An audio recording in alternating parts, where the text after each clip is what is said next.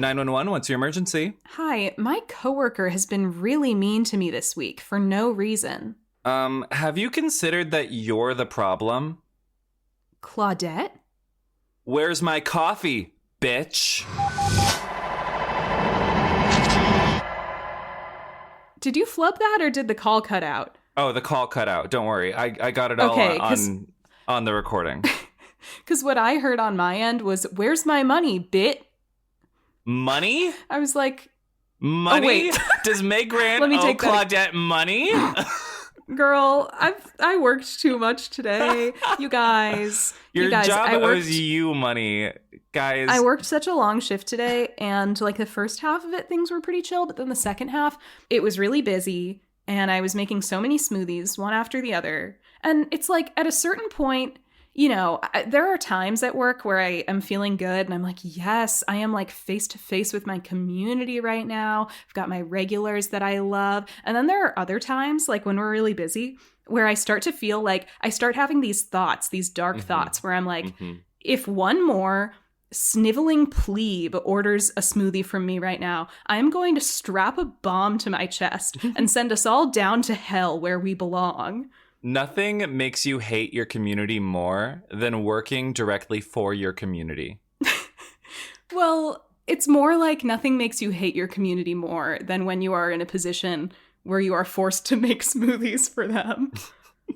Me when I'm the guy from Heated Rivalry. No, literally. This is so... You just haven't had your Scott yet. How long was Kip working in that? Yeah, no hot lady hockey players ever come into my smoothie counter. Fascinating, considering that it's Minnesota. It's always just like a straight couple who are taking like a really long ass time to decide what smoothie they want. And instead of just ordering one off the menu, they have to build their own and they put a bunch of shit in it that doesn't even make sense. And in your head, you're like, I know that's going to be ass, but you know, the customer is always right in matters of taste. So they say. So when I was working at Joe and the Juice, I was not there for this, but Logan Lerman of Percy Jackson and Perks of Being a Wallflower fame came into not our location, a sister location. My coworkers were working there, like covering a shift or something. But he comes in, and we had this thing called a power shake, which was strawberry, banana, and vanilla milk.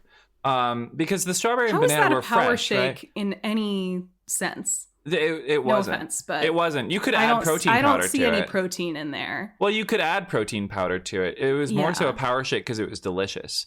Yeah, fair. And indeed it was.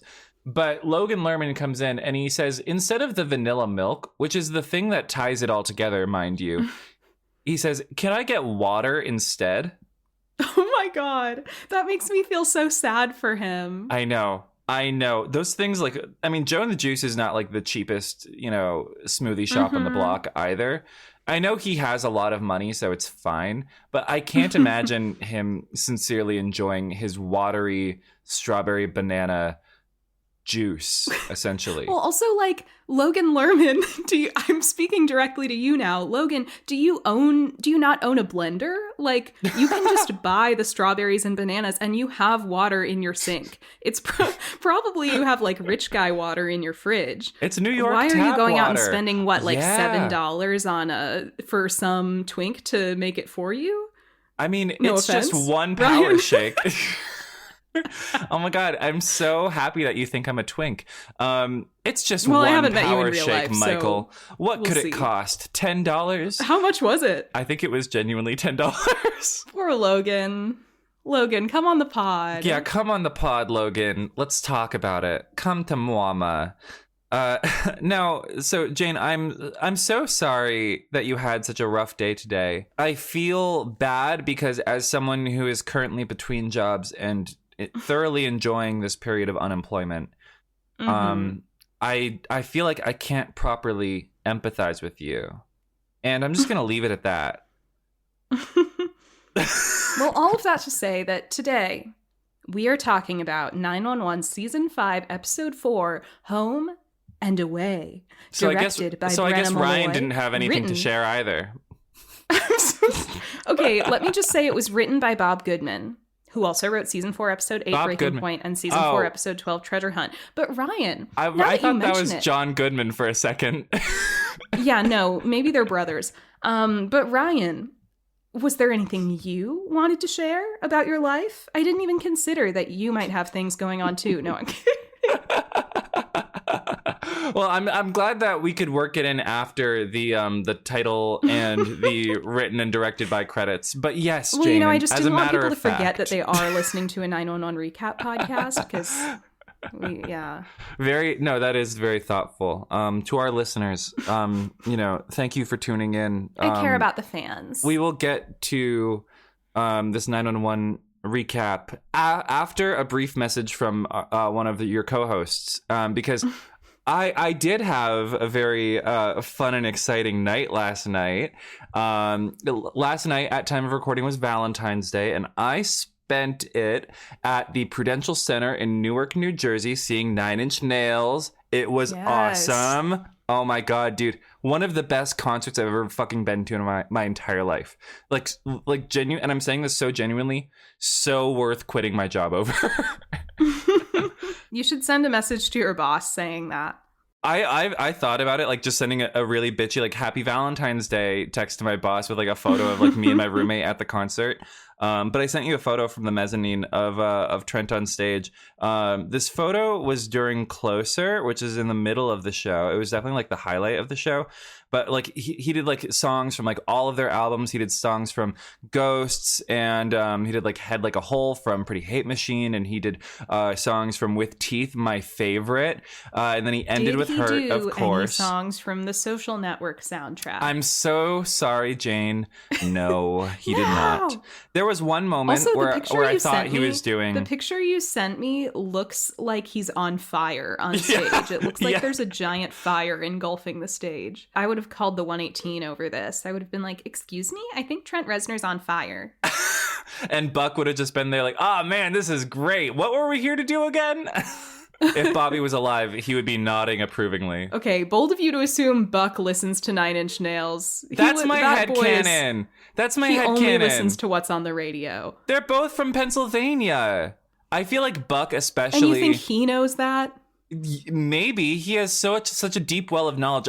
Buck had a rebellious ass phase in his 20s. I feel like he felt very seen by the Downward Spiral and just the artistry and the lyricism of Trent Reznor. I feel like rebellious frat boy Buck probably only got as deep as like maybe My Chemical Romance. I thought you were going to say Limp Bizkit. Yeah, maybe that. I feel like... Yeah, it's just one of those days when you don't want to wake up. Everything is fucked. Everybody sucks.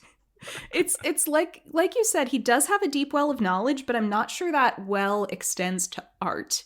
You know? I don't know. I feel like he could surprise you because I feel like Buck has like the versatility like in his personality to like simultaneously enjoy both like Korn and also Sabrina Carpenter. You know what I mean? Oh, come on. That's not that big of a... That's not like that wide of a spectrum. Korn and Sabrina? I'm not saying Sabrina is porn. I'm just saying no. There are probably a lot of people who enjoy porn and Sabrina. No, Jane. Korn. The band. Oh my God. You guys, this is a catastrophic miscommunication. With a K, like Korn, the band. Yeah, no, I get that, but somehow in my headphones over this phone call, it sounds exactly like you're saying porn. Buck enjoys both porn and Sabrina Carpenter. I thought that was a bit of a strange dichotomy for you to illustrate. I was like, porn and Sabrina Carpenter. What? Like, that doesn't seem... Both of those seem pretty mainstream. Okay, Judas Priest and porn. Yeah. Okay, my point is that like in the first episode when Buck says he hasn't seen that, as far as he's concerned, the world began the day he was born. I think this is reflective of his taste in most media. And yes, he moves on from being Buck 1.0 after season 1, but he's 10% of a man. I doubt he's had much time or interest in like expanding on his media, like, you know, well of knowledge. I feel like he probably watches a lot of like knowing Buck, I'm gonna read him. I think he probably watches a lot of like reality baking and cooking shows. I think he listens to whatever is on the radio / whatever like pop playlists come up on his like Spotify or Apple Music homepage. Like super basic. If he reads, I think he's reading those like man self-help books. And I think we've even seen him read them on the show before. He was reading the Love Languages book. He reads like the Radical Acceptance book in season 6, I think. Like, I think he's, he's a sweet guy and he's emotionally intelligent in his way, but I don't think he's a big like arts and culture kind of guy, unfortunately. My dad, over the holidays, got me a copy of The Subtle Art of Not Giving a Fuck, and it's been sitting in my stack for the longest time, like since then. And every time I talk to him, he's like, have you started that book yet? And I'm like, no, I've been busy, but now that I'm unemployed, I don't have an excuse to not read it.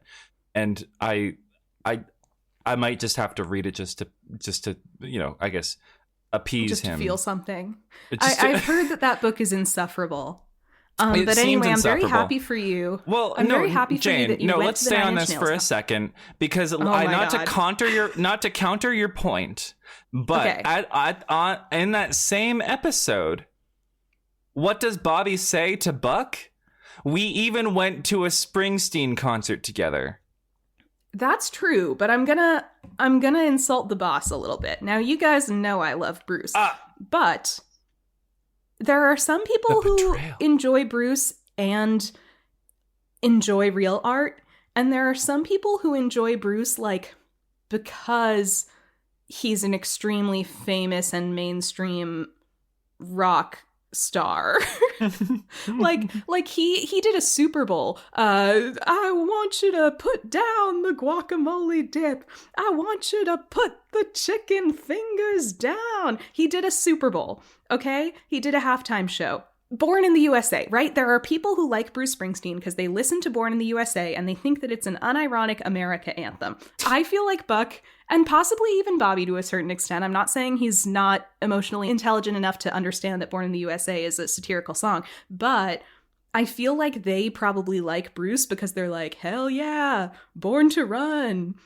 His songs are catchy. I don't think they're into Bruce because they're like, wow, he's really a Dylan-esque poet, the way some annoying Bruce Springsteen fans are, and I am referring to myself and my mother. I don't think that speaks much to Buck's taste in art. I think, of course, Buck 1.0 would have gone to a Springsteen concert in the same way he would have gone to, like, a Jonas Brothers concert if you offered it to him, or an Imagine Dragons concert. Oh, no. Oh. Definitely. Imagine. Buck 1 and 2.0 would have 1000%. He probably loved Imagine Dragons. Honestly, I'm so sorry, but now that I've said it, I think that is Buck's music taste. Maybe not bisexual Buck, like post season 7, but I feel like Buck probably unironically loves Imagine Dragons. Well, and now that I've dropped that truth nuke, I think it's time for us to get into the episode. I love how we've been just like talking about 1000% not 911. Well, this Buck music debate was pretty fun. It was pretty on-topic fun stuff. But we've been talking about nothing for 19 minutes, but I think I'm not going to cut a lot of it because I think it was all pretty entertaining. It's very entertaining, and I also think it's important for the culture. In times like this, I'm glad that God made me a Mellencamp fan. So true. I think that guy who used to complain in our comments about us like doing too many asides has probably long since stopped listening because we haven't gotten a comment from him in a while. We didn't stop. And because we didn't stop. And so like we're not making this podcast for that guy. Yeah. We're making it for the true first respondcasters. And that being said, today we are discussing season 5, episode 4. Home and Away. I already said this part. Yeah. Directed by Brenna Malloy, written by Bob Goodman, who also wrote season 4, episode 8, Breaking Point, and season 4, episode 12, Treasure Hunt. Icon. Yeah. So, like, we open this episode and, like, Maddie. Chimney and Maddie. Chimney he's, like, holed up in his apartment watching Maddie's hostage video on repeat. And by hostage video, I mean her non-hostage video. The video that she made of her own accord telling Chimney that she's leaving him. and Chimney. Back and forth like the director of Project Freelancer in his little bunker. He is spiraling. He's spiraling, and he's kind of, I hate to say it, he's kind of acting like fandom brained. Oh my God. Yes. No, he is. Literally. He is so fandom brain right now. Do you know what this was reminding me of? Because Buck comes into his house. 911 Twitter?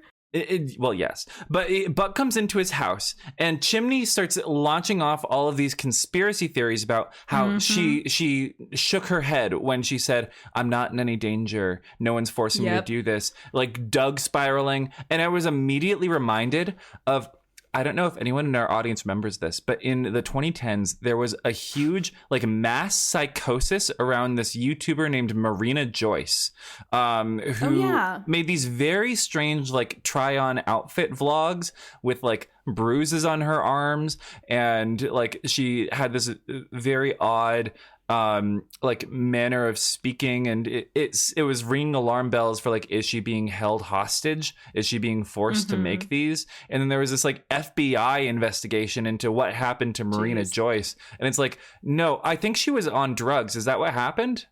Is that what happened? That was the explanation for her neurotic behavior? I don't know. I thought you were going to tell me. I was going to say it kind of sounds like it could have been an intentional hoax, because people used to do that on the internet. Well, that is early days of vlogging.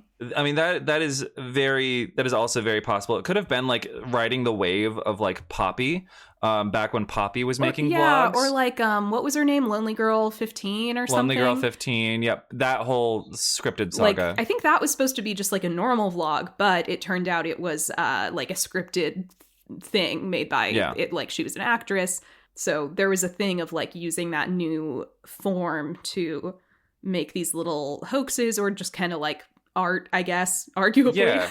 I mean, like Marble Hornets did that, like with the Slender Man thing for a while. You know, it's. But what we're saying is, Chimney is Marina Joyce pilled right now, and Buck is coming to try and snap him out of it. I first thought fandom brain, because the way Chimney is like dissecting every little detail of the video and saying like, see, she shook her head right there as if she wanted me to believe the opposite of what she was saying. I was just having flashbacks to like being a Swiftie? Like, no, more like being in the Buddie fandom, and more like what I've observed of the Stranger Things fandom in the last couple months. I was like, damn, he sounds like he's talking about conformity gate. So Stranger Things fandom is still a thing? People haven't been turned away from it utterly? Oh, I meant like as the final season was actively airing. Right. But you know, they had their own John Locke conspiracy where they thought there was a secret 9th episode of the 5th season. And, you know, when it's very, you know, fandoms are echo chambers. So they come to really believe their own delusions. But from the outside, you look at stuff like that and you're like, oh, this is very clearly like, you're totally grasping at straws. You're totally taking little details that couldn't possibly have been, you know, similar to this. They'll be like, did you see that the poster in the background on the wall in this one scene says something that is telling me that it's all a lie? Like, just stuff that, to an outside observer like Buck in this situation. And I think Buck has a great talking down a crazy person manner with Chimney in this scene. Can we talk about his face here? Because Chimney is trying to explain this to him, like step by step, like his thought process here. And it's immediate. He's like immediately clear he's losing his mind. And Buck is just giving him this face. And like, I was immediately reminded of that tweet that was like, Dean is holding back a slur. Okay, I'm not getting that from Buck's face. I think he's being like a compassionate therapist who knows that you are having an episode. But we also know that he's holding back. You know what I mean? We know that. A slur? No, not a slur, just information. Yeah, but you said the whole, whatever. Just his face looks like he's holding back a slur. I guess. But anyways, Chimney goes into like the Doug thing, is like, is Doug dead? Did you see a body? Did anyone see a very body? Fandom. It's very Bobby alive. Very, very Bobby alive. Did you see a body? It's like, But apparently the crux of the Chimspiracy is that Maddie withdrew $20,000 out of a settlement account from a bank in Oxnard. I don't know what Oxnard. Oxnard is. It's a place in California. In California? I'm only aware of it because I watched Quentin Review's video about Sam and Cat, and there's an episode of Sam and Cat where they make a joke about Oxnard, California, because they make up something called the Oxnard English Dictionary, which is kind of a funny joke for being from Sam and Cat. Yeah. But anyway, I think it's just like some random place in California. I watched no that offense video to any too. of our Oxnard listeners. Did I not watch the second video of his on Sam and Cat? I mean, they're long videos. It's easy to forget a detail here and there. But finally, Chimney is like, he admits that he's spiraling like this because he really doesn't want to be mad at Maddie. He doesn't want to hate her. Like, he wants to believe that there's some other explanation than her just up and leaving, you know? Just up and leaving those women in their mysterious ways. No, but you know, Buck is basically kind of like low-key running defense for Maddie while also talking down Chim, like saying like, you know, she's gonna come back. I know my sister. And Chimney's like, well, I thought I knew her too. But she just left me with this and a baby. And I don't know what to do. Well, yeah, what's a wild moment is he's like, I have to keep watching this video because it's the only thing she left me with. And then the baby starts crying and you're like, oh shit, you do still have a kid. She did leave you that. So yeah, Buck's like, not the only thing. You feel for him because he's a single dad now, in essence, having to raise this child while dealing with this. Who works 2 jobs. Literally, he's working 2 jobs because being a parent is also a job. Lest we forget. Well, anyways, Ji-Yun cries. He stands, goes to get the baby, presumably, and then we get the title card. He stands. It's blocking, right? Then we get the title card. The Grant family, Athena and Michael, are at the therapist's office because they've brought Harry there, and he's been doing his little therapy sesh because, as you'll recall, he was kidnapped by a maniac and is presumably traumatized about it. So the therapist comes out with Harry. She's like, now I'm going to talk to mom and dad for a little bit. They do. And basically we get that Harry is not really opening up in therapy and he's not really opening up at home. Like there's still this wall up. And he's staying with Michael because he doesn't want to be back at Athena's. That's where he was kidnapped. It's a whole thing. If you guys want to know more about that, listen to our last few episodes. But I appreciate, like, just off the bat, I appreciate that we're spending so much time with, like, the fallout of this situation. Because that feels like something that has kind of... I hesitate to say it, but it feels like something that's kind of fallen by the wayside in recent years with the show. Yes, I would have to agree. Like, this is an extremely traumatic situation for Harry and also for Athena and for Michael as well. And we're spending a lot of time sort of unpacking that in this episode. And I think it's great the way that they've shaken up the status quo like this. It's a really strong way to start your season. It's palpable. I mean, if I was Harry, I wouldn't want to go back to that house either. And we see what Athena does in that house later on in the episode. But what the therapist tells them is that they actually should get Harry back in the house because, you know, their apprehension to bring him back will only reinforce the idea that the house is scary. And, you know, what they should be communicating to him is that the person who kidnapped him was scary and now he's gone and, you know, Harry's not in danger anymore. So she actually encourages them to get on with that exposure therapy and get him back in the house. Yeah. And they're like, make it as normal as possible. Don't have the therapist there because if they are communicating feelings of anxiety, then that's just going to rub off on Harry. Yeah. So that's where we leave that. And we go to... something that Jane and I will inevitably scrap over in this episode because we're at the dispatch. I can't believe you want to scrap Linda over this, but yes. And Josh are coming into work, and who should be there but the prodigal daughter who has returned. She is apparently a legend. Her name is Claudette Collins. Played by the wonderful Vanessa Williams, not the one from Ugly Betty, the other one. There are 2 famous actresses named Vanessa Williams. I can't with these cats. 1 second. Hey! Does telling the cats to stop actually make them stop? Yeah.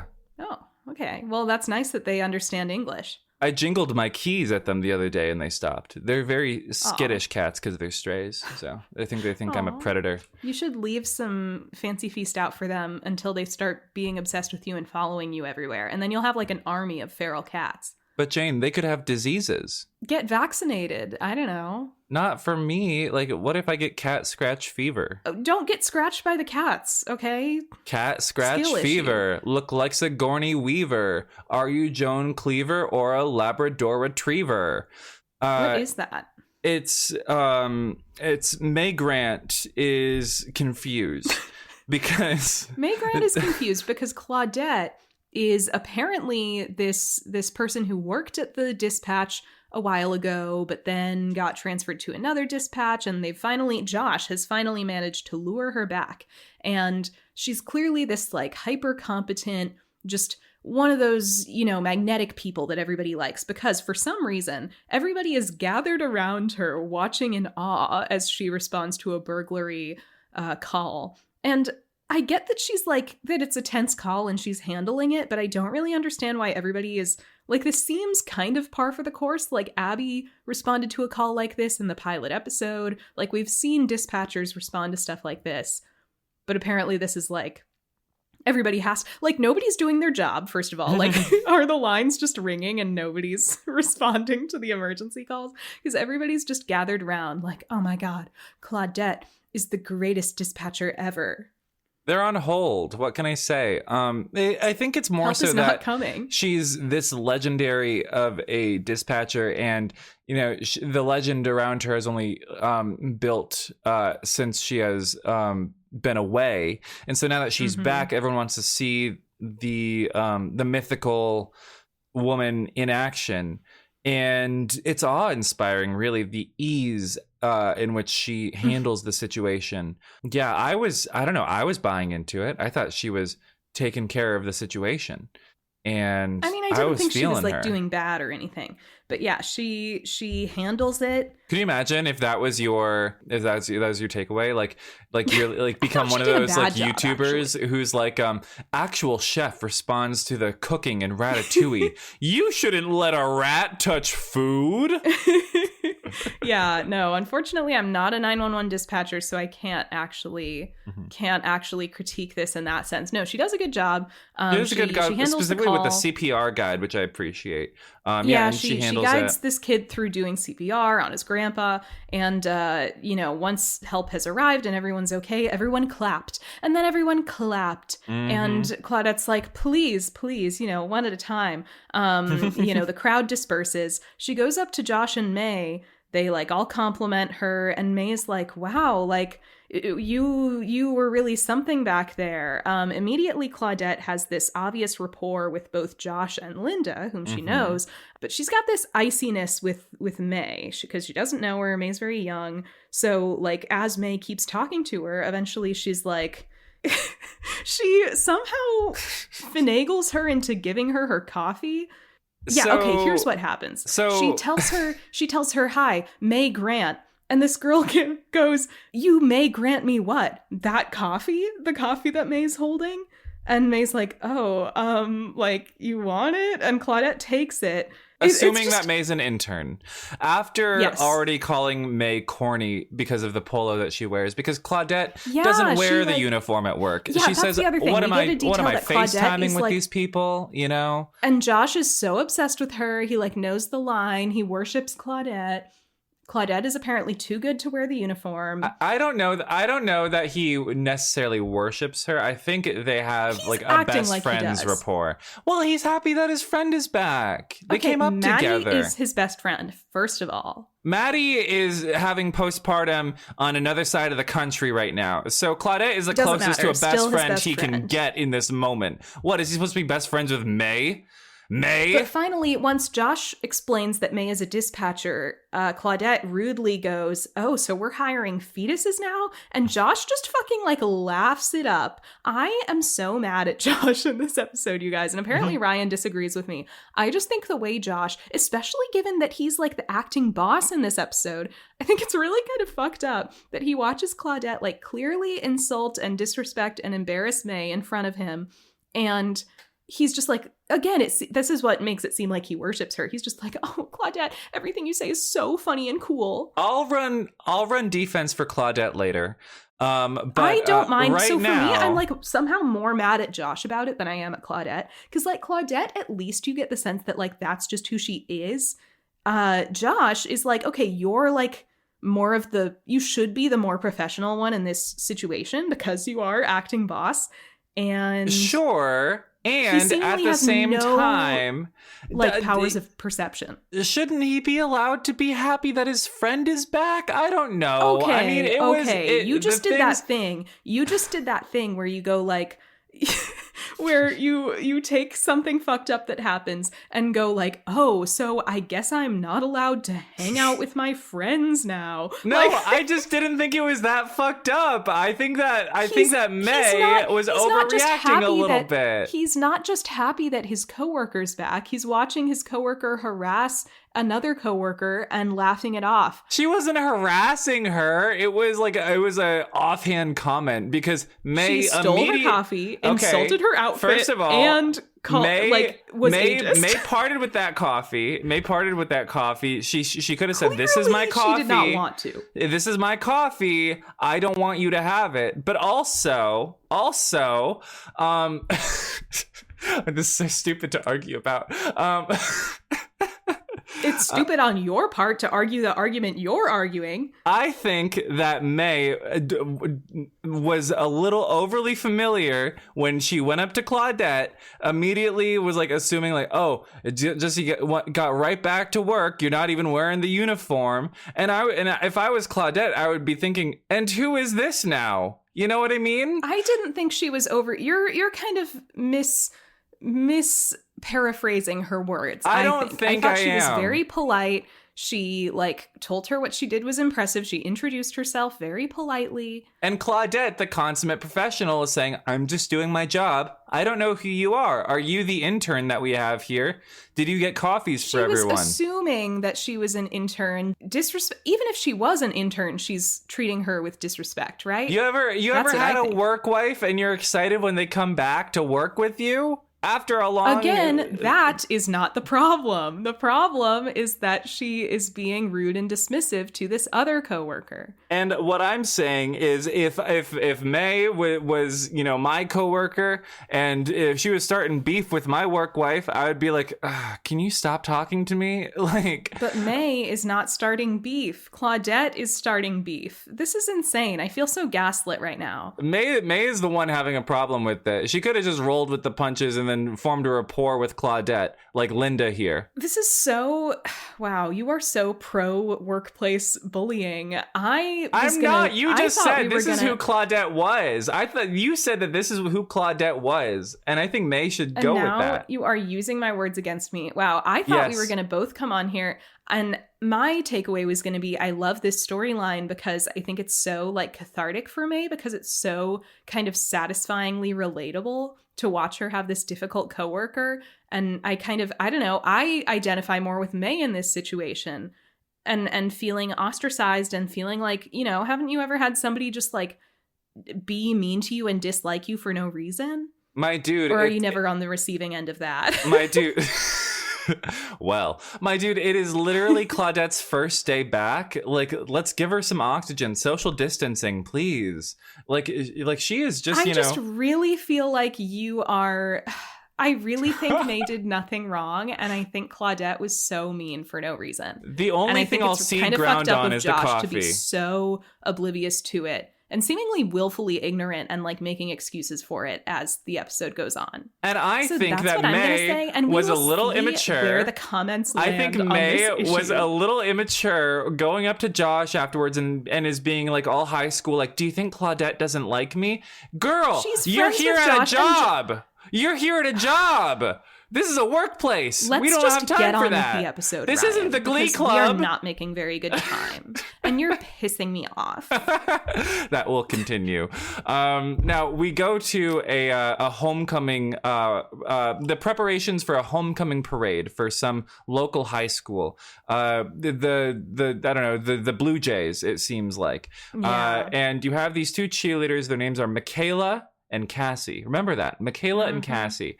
Now, Michaela's family is here. Cassie's family are successful real estate people, so they can't be here. So they're going to send them copies of all the pictures, but they're cheerleaders and they're in the parade and they're best friends and they've been best friends forever. And Cassie is very important to the Michaela family household. She's like a second daughter. Yeah, right? Cassie's parents are never around because of job. They're too obsessed with job and they don't care enough about daughter. Meanwhile, what else is going on is there's corny teacher who's being bullied by his student. By the jocks. The nerd virgin teacher is being bullied by the Chad jocks. They he's like a him science with a football teacher. And he drops his they throw a papers like a football dweeb. right at his ass. And they're like, can we have that back, ritual. please? Can we have that back, please, Mr. Sir? Mr. Foster. Mr. Foster. Ugh. And so then the parade starts up. And we get a bit of a red herring moment as the parade starts up because we see... Okay, so there's some old lady tea going on because Granny is not checking her engine, and you think she's about to kill Cassie and Michaela. Getting into like a kind of old car, and immediately the dread starts building. You're like, oh boy, Grandma's gonna crash her car into the parade. Speaking of this ageism. is a red herring, but it is funny and it is topical because you guys.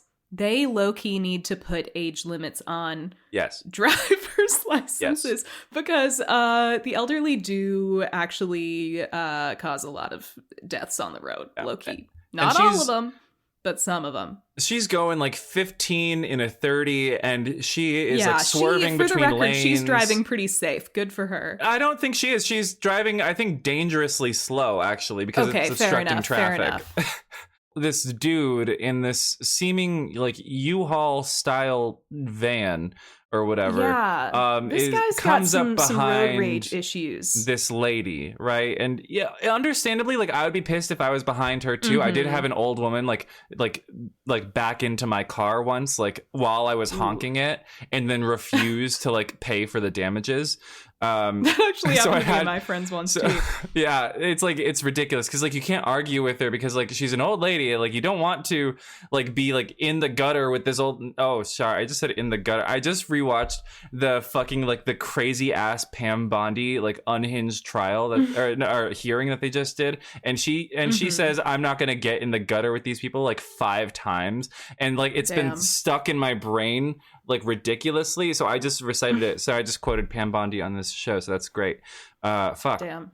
Middle-aged dude is pissed off by Granny in the in the lane, right? Because she's swerving and she's driving real slow, and he wants to pass her.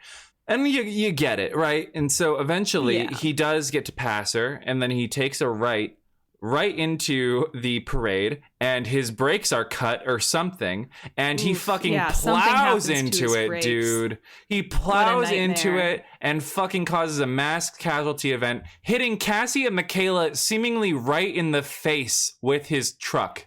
It's insane. Yeah, like right at the last, he's just gunning it through the parade. He's trying to honk, but something has happened to his brakes. And right at the end, Cassie and Michaela see it coming right for them, and they like grab each other's hands. And in the moment is like shot and edited like a goofy 911 disaster moment. But knowing what happens later, I found that kind of emotional. Yeah, no, I agree. It's honestly like a really devastating call. Especially because it lingers on the trauma of it. That they like did execute the actual crash like just like a goofy 911 call. No, true. The thing is, the crash looks like high production value. It looks technically well done, but it also, especially with the confetti that falls everywhere, it looks like a Looney Tunes ass crash. And then you go to this horrible story of this family losing their daughter. The dissonance is ridiculous. But they get all these 911 calls at dispatch. Linda answers, May answers, Queen Claudette answers. Josh is presumably doing the Sue Blevins thing of being like the floor monitor or whatever. Or he's just on fucking break or something. Like Josh is nowhere to be seen. He's right there. He's right there monitoring the floor as the floor manager. Would you say this about Sue Blevins? Oh, he walks into frame eventually. This about Sue Blevins? No, because Sue Blevins is cool and good at her job and cares about her employees, and she would pick up on the fact that May's being bullied. Josh is way more patient with May than I would have been, and that's all I'm gonna say. Sue Blevins is younger and more beautiful. I think But- one of those things is true. I think one of those things I think they're both true. I think Younger? they're both true. younger. Yes.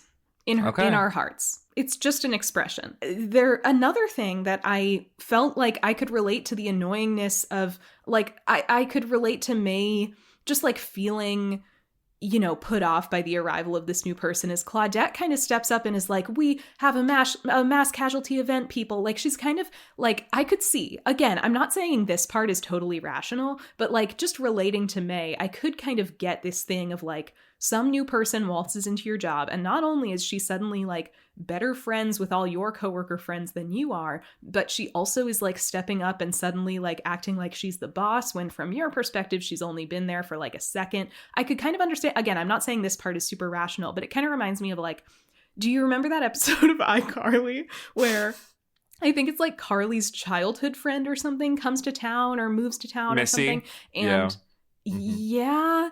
yeah, maybe. And Sam gets really jealous because Missy just seems like this perfect girl who's like a way better friend to Carly and, closer to her and all this stuff. And I think it's eventually revealed that she's like secretly evil or something, of course, because you need to have Sam come out on top. But it kind of reminds me of that sort of thing, of like, it is a thing that happens sometimes where just like a new kind of interloper will show up, and like, even if it's not totally rational, if they're like too perfect and too like authoritatively putting themselves into your life, you just feel like, oh, come on, like, this is so annoying. There's a clear distinction to be drawn here, because in the iCarly case, it was a friend moving back to town and feeling threatened in a friendship.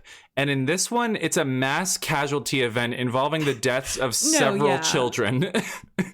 Well, okay, that wasn't really the part we were talking about, though. Okay, but it's important context for why Claudette starts taking it's exactly over. The same. I was just saying, like, I kind of get from May's perspective why this would add to like your sort of discomfort or like exasperation with the situation. Cassie's perspective, I'd rather have Claudette in the driver's seat than May. Well, I was going to say Cassie's dead, but that actually turns out not to be true, so never mind. That turns out not to be true. My argument stands. Spoilies. Anyway, Claudette decides to be the dispatcher that stepped up and kind of get everybody in gear. She's like, which is a bad thing, casualty apparently. Event. Everybody get on it. Yeah, and so they do get on it. The 118 responds. The driver of the U-Haul that wasn't is dead on the scene. He's dead on the scene, which means we don't really have to deal with how much moral culpability he did or didn't have in this situation. Well, he objectively had none. His brakes were cut or something. Like, well, there was a brake failure. But I guess my only argument would just be it was irresponsible in the first place to like pass in the way that he did. Not that he was wrong to be like annoyed at the lady driving too slow, but just like, that is one reason, I guess, not to do a pass like that in I guess. No, just that's a random true. side street. That is true. I'm like, every time I've passed someone, it's been like on a freeway, like with like the dotted yellow line saying like you it's can kind of pass frowned here. upon to do that kind of thing. And I say this as a non-driver. I feel like it's kind of frowned upon to do that kind of thing and on just like a random like neighbor residential street. Especially when you're driving a truck like that is crazy. Yeah, that too. So I'm not saying you could expect in that situation for this type of thing to then happen, like your brakes to give out, but I think it is supposed to be a little bit cautionary. He should have done the rational thing and taken that gun from his like center console and just like shot her wheels out and then passed her when she was already stopped. Right. Mm-hmm. Right. But anyways, so he's dead. And one of the girls who he hit in the face with his truck is also dead. And Ravi has his Eddie baby and doll Hen. eyes on. Eddie and Hen come across one of the girls. She's kind of disfigured in the face, and they check a pulse. She's gone. But then they get called over to another girl, same cheerleader uniform. It's clearly, these are the two girls we saw before, Michaela and Cassie. This one also kind of disfigured in the face. This will be important later. She does have a pulse. They're able to talk to her a little bit. They ask, hey, what's your name? And she just woozily says, Michaela. So you're like, okay, I guess it's Michaela. It's obviously not Michaela, by the way. The two girls had different hairstyles. Cassie has slightly darker skin than Michaela. They're physically distinct similar people. hairstyles, but yeah, they did look different. But like, again, they've been kind of messed up in the face. They've got blood all over their faces, so it's not immediately apparent if you didn't like really remember what each one looked like. I know that this is network TV and they're working with a limited budget and FCC regulations, but I'm surprised like at least one of them wasn't fully like splattered over the pavement. Like they're very intact for getting, again, hit in the face with a flying truck. You wanted it to be like in season 1, that guy who got completely bisected in his motorcycle crash. Now, I'm not going to say want. I'm just going to say like realistically expect. But in the meantime, they're gearing up Cassie onto the gurney. And there's another hashtag situation unfolding because what's his face, the corny teacher, is Mr. Foster. Trapped under he's trapped. What looks like bleachers. He's trapped. Yeah, actually, the jock guy says to the 118, quote, "Mr. Foster's trapped." So and there's your trapped counter for the episode. And he literally is. The guy's name is Tino, by the way. He's like very trapped. He's more trapped than the average trapped person on 911 because he is like pretzeled up in this twisted wreckage of the parade float. It looks it looks like bleachers to me. Like that's what it is. Like it's the like the stands have been all fucked up and he's in it. Yeah, I guess he was sitting in them. Maybe he was the only one sitting in them because he doesn't have any friends because he's a nerd. And because he's so unathletic because he's a nerd. They do the touch test, like the flex test, and he can't even move his fingers. Yeah, he can't feel his body, so it's possible he has a spinal injury. Then who should show up right as the ambulance carrying quote-unquote Michaela drives away but Michaela's parents. They're like, "Hey, Hen and Eddie, have you seen our daughter Michaela?" And Hen's like, "Well, yes, we just shipped her off. She was injured, but she's alive." And that other girl, Cassie, is fucking dead. She's dead as a doorknob. They ask about Cassie and they're like, "She didn't make it. We're sorry." She's like, "Oh, that the parents are like, that's so upsetting. You know, our daughters were best friends, but at least our daughter's alive." And at least our precious son is alive, Jane, because who should Chim get a FaceTime from but Albert Hahn, who is in his full Chimney Begins mode at his new job. Yes, he is totally flashbacks to Chimney Begins because Albert is complaining about not being allowed to go out on any calls. He says he's like a maid, to which Chimney says, "I could use a maid." Which, I'm sorry, didn't we like make a joke about Albert like dressing up in a maid costume? I think we did actually, yeah. Do you think he would go for like the heels and the cat ears as well, or would he just leave it at the maid costume? I feel like if you're already in the costume, you might as well go all the way. I don't actually feel that comfortable getting like too deep into this speculation. Live on air?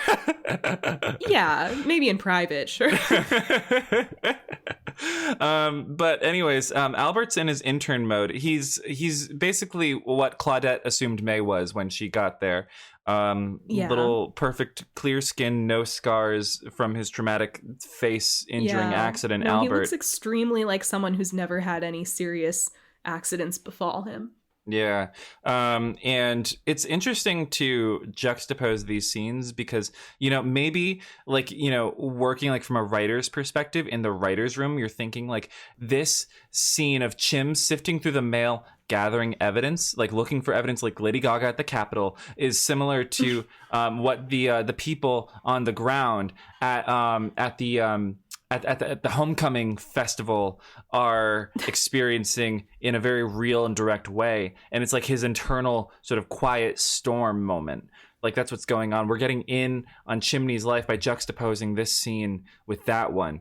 And it's definitely not a piece of tonal dissonance. Yeah. But the point of this scene is that Chimney's looking through bills. He's looking through letters he's received in the mail. And he ends up finding one from the hospital, the insurance, being like, "Hey girl, we paid the bill for your tiny little baby daughter to go to the emergency room." And Chimney's like, "I didn't know my tiny little baby daughter went to the emergency room. What is this about?" We know it's about that time that Maddie accidentally let the baby slip into the bathtub. But Chimney doesn't know that. So he's like, this must be a piece of the puzzle, which it is. So he kind of gets a new fire under his butt. He's got a hunch, right? He's got a hunch. Like Athena working a case. He's got a hunch. Yes. Now, here's the thing. They're digging Mr. Teacher out of the rubble, and what should be going on? But the fucking, like, U-Haul is leaking chlorine gas. Oh, There's my God. gas leaking out of the back of this U-Haul because its contents are on fire. He was carrying canisters of fucking chlorine. I thought this was so funny because it's like, again, from a writer's perspective, it's like, apparently it wasn't enough just to have the mass casualty event, the truck that plows into a huge homecoming parade. They also had to have the truck itself be on fire, and the contents of the truck are dangerous chemicals. You can never have enough disaster. You know, we're always saying this. You can never have enough danger. If ever the danger seems to be at like a plateau, fucking amp it up. You know, it's like that thing Jenny Nicholson said about like creepypastas. Like they can never like be set with like their creepy premise. They always have to go way over the top to the point where it becomes unscary because it's just unbelievable. You know what I mean? Yeah. They probably have, like, in the 911 writer's room, they probably have, like, permanently written on their whiteboard a big thing that says, like, you can always go bigger or something. They probably have some motto about, like, just when you think it's crazy enough, make it crazier. I have to give director Brenna Malloy her flowers because they also do at this very moment in the show a very funny vertigo zoom right on Bobby as he says, chlorine gas, everybody get back. And it's just such a kind of cheap use of the technique that I think it's very camp. And I think it's very funny that she decided to do that. Top 10 funniest vertigo zooms. Now, it cannot dethrone... That would be a great listicle, genuinely. I would love to see that. But it cannot dethrone Degrassi: The Next Generation, season 1, episode 1, I think it was. Ashley, your dad's gay. Oh, yeah. That is not episode 1. That's a few episodes in. Episodes 1 and 2 are Mother and Child Reunion, parts 1 and 2, which, of course, are the ones about Emma being groomed online, yeah. Mm-hmm. And they don't really have much time for Ashley in those episodes. So maybe it's episode 3. Ashley, your dad's gay. Zoom. Anyway. Yes. At Dispatch. Now, they're quarantining like 1,000-yard radius or whatever for the chlorine gas. Yeah, so every dispatcher has to now call up residents in the area and tell them to shelter in place. May is doing this. She's doing her job, and that's all we see for now. Back at the scene, Bobby's like, everybody put on your fucking gear and get out of here because there's chlorine gas everywhere. They are still trying to get this guy out of his little metal twisty nest. Mm-hmm. And what's funny about the chlorine gas is that it is basically entirely just a time filler in this episode. Like, I kind of realized after they got it contained, like, oh, it actually has no consequences and doesn't really accomplish anything.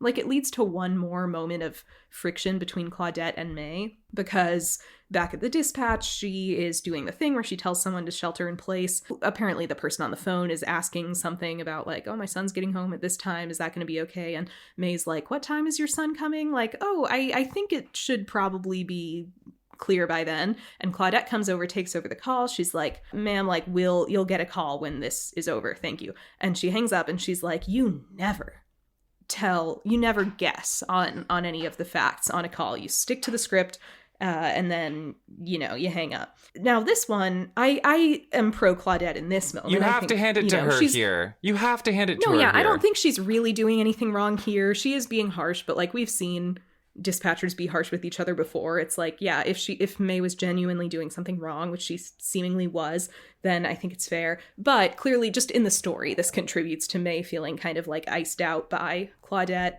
But yeah, I don't think this is why it's hard wrong for me to take May seriously in this storyline, because it's like, this is an emergency scenario involving a hazardous material being dispersed in the air during a mass casualty incident, and you're doing something incorrect, and your much more experienced coworker comes over, corrects your mistake, gives you a very helpful piece of advice, and is not overly like, cruel to you. She just gives you the piece of advice and goes back to work.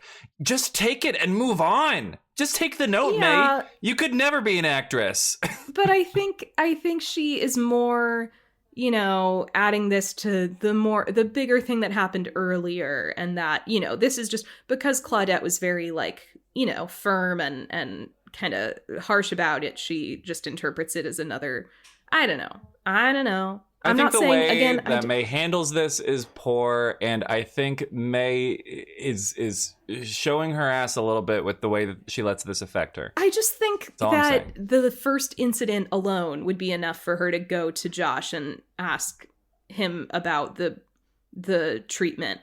But it's not just Claudette. the first incident. It's not just the first incident. It's the first incident and this incident. So you have to take them as a whole. Yeah, but I don't really think we need to. I think just the first thing happening is enough to justify May going to Josh about it. I think, this was another moment that made her feel bad, but like, I don't think it I don't think this being technically justified invalidates May feeling upset at the general treatment that Claudette is giving her.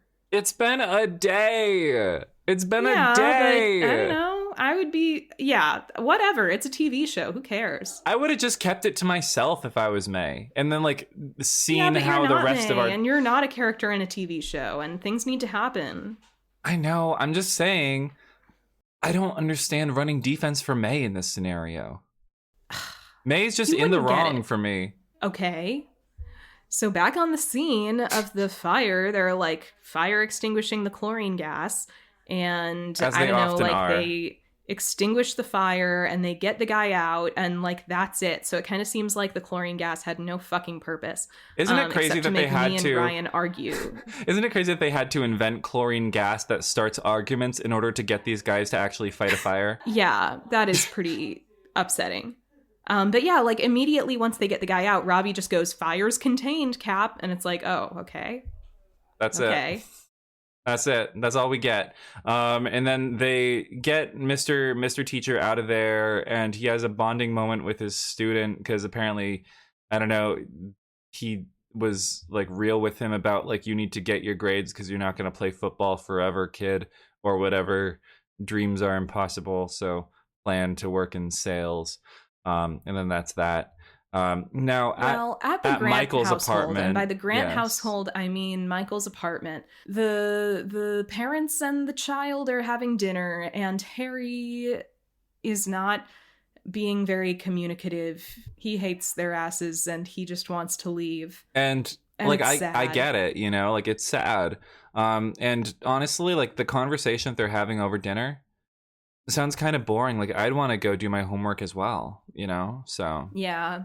Michael's trying to prompt Harry to talk about how the tomatoes in their salad were tomatoes that Harry helped their neighbor grow on the roof garden. And yeah, Harry's like, I don't give a fuck about that. I'm traumatized from being kidnapped. Do you ever get so upset with your parents that like seemingly innocuous conversation starters just like really start to piss you off?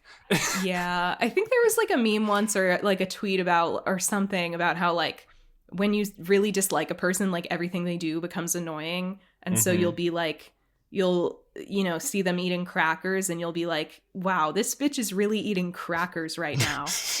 Like that's what I remember it being. So it's kind of like I always think of that, like the bitch eating crackers thing. You really want me to talk about these tomatoes that I just grew? Yeah, I grew the tomatoes. What about it? Yeah. It's like And really so toxic Michael's like, for no I need reason. a drink, and they talk about it a little. Okay. I understand. I was just praising like the Fallout thing, and I appreciate that it's like limited to a couple of scenes with them. I'm more interested in individually focusing on Harry or focusing on Athena. Honestly, the Michael Athena scenes are kind of played out to me at this point.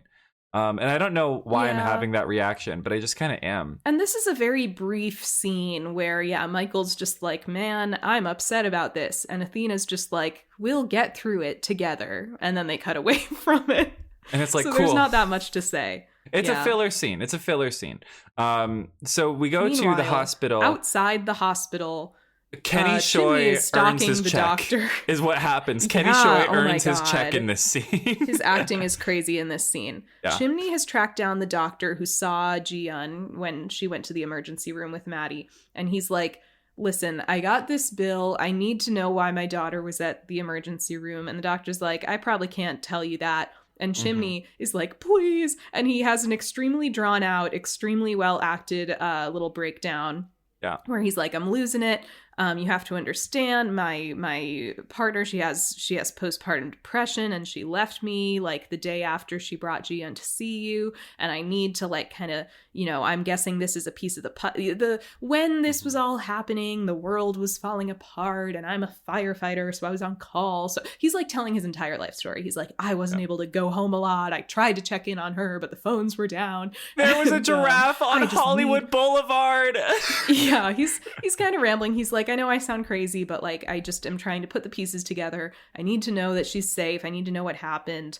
I don't know if this would be a HIPAA violation because like he probably is next of kin, but I don't know if that means you're allowed to share. I mean, if it's his daughter, you're probably allowed to say. I don't know. He's the father, and it's not like there's any like legal custody things like going on or like something like that. I don't know. I get like her like reluctance to like reveal information about this, like saying, oh, you should talk to the mom. But if it's very clear that the mom is not in the picture and he's having this emotional reaction, and also like, who's listening to you right now? Like, you can just tell him it's fine. Like, is the hospital administrator like stepping out? Like, I just hope you're not breaking any HIPAA code out here. Well, yeah, like imagine if at the end of this scene, Chimney like pulled off a hyper realistic face mask and he was like, I was your undercover boss. Or he's like wearing a wire and the cops are outside to revoke this woman's medical license. It's Athena, and she arrests this doctor. Oh, God. No. So she finally tells Chimney what happened. She's like, Maddie brought her in because Gian slipped under the water and, she couldn't be sure for how long. And Chimney's like, so she brought her in just to be safe. And the doctor's like, yes, goodbye. Yeah. And good for her because, she did that thing that Cheryl Lee Ralph said on Abbott Elementary. I show up, I do my work, and I leave. And she leaves. Yeah. She does leave. But then we cut to a scene that for me was pretty infuriating, but I'm guessing for Ryan was a walk in the park. So at the dispatch in the break room, Josh is just like making his little gay tea or whatever. And he's literally making tea. That's true. Yeah. Sorry, I had to get my dig in. No, he's making gay tea. He is. Say that, Queen. He's making gay tea. May comes in and she's like, so Claudette, like, you've known her for a while, right? And Josh is like, yeah, we came up together. And May is like, has she like said anything to you about me? Because it just kind of seems like we got off on the wrong foot. It kind of seems like maybe I've done something to upset her. Like she seems like she doesn't really like me. And it seems like she's had it out for me. And Josh, like ever since she got here, she says. And Josh is like, since this morning? And she's like, wow, it hasn't even been a full day, which yes, I get it. It's kind of weird for her to like, yeah, I'm not saying it was like a huge deal, but in general, I think she had a right to be upset after the first scene with Claudette. And, she does seem to have this sort of part work relationship, part friendship with Josh. So I don't think it's that inappropriate for her to just bring up like, hey, like, do you know of anything Claudette might have a problem with concerning me specifically? I don't know. And what bothers me about this scene is that Josh is gaslighting her so hard, in my opinion. He literally says to her, May, you're imagining things, after she says, like, I think she hates me. And it's like, bro, even if I believed that she was 100% in the wrong about Claudette seeming to hate her, I don't think a good way to respond is, May, you're imagining things. I think, she clearly had this antagonistic interaction with her early on. She, again, took her coffee, insulted and embarrassed her in front of her coworkers, and, insulted her for seeming young. And I think it's wild that Josh seemingly didn't pick up on any of that, / is pretending he didn't pick up on it, and that May is fucking making it up. I think that's kind of messed up. Now, here's what I would have said if I was Josh, because I do agree that Josh went about it the wrong way, but I hate to say it, but my reaction would have perhaps been even more dismissive than Josh's. Oh my God.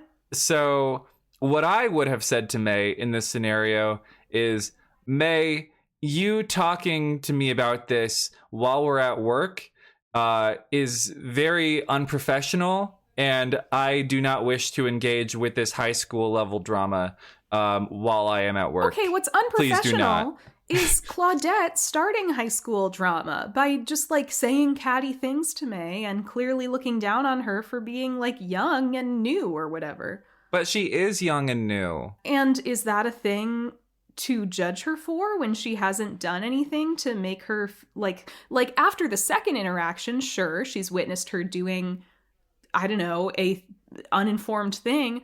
When they first met, she had no reason to think any of that or to hold it against her, certainly. All I'm saying is, if Claudette was quick to judge her, evidently she was right to do so, because May has room for improvement at this job. I guess, but like even then, even though the show gave her a retroactive reason to be right about May being young and green, I don't think that retroactively makes it okay to like be rude to someone about a thing that you don't even know is true yet. I don't know. I just feel like I feel gaslit by you because No. I feel Okay, like this is a very straightforwardly presented case of a person like genuinely having a bone to pick with May for no reason, like being essentially prejudiced against her, like just deciding she doesn't like her. I don't think she has a bone to pick with May. I just don't think she thinks about May that much. You know what I mean? Yeah, but like she was really rude and dismissive for no reason. I don't think any of the stuff you're describing excuses, you know, I think May has had a right to feel the way she did. I relate to her here. I get it.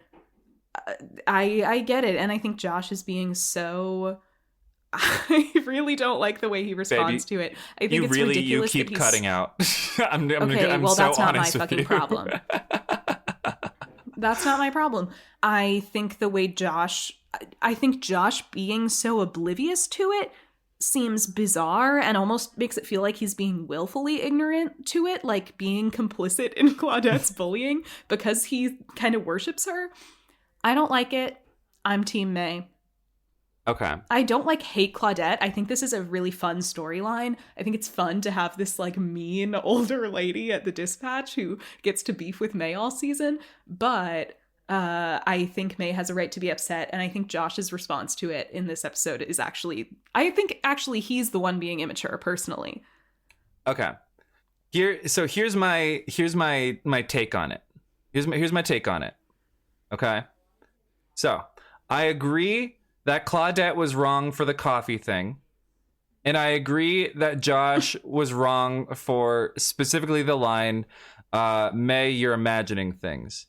However, You're defending a man gaslighting a woman. Think about that. Hey, I didn't defend the most gaslighty thing he said. So let's start there.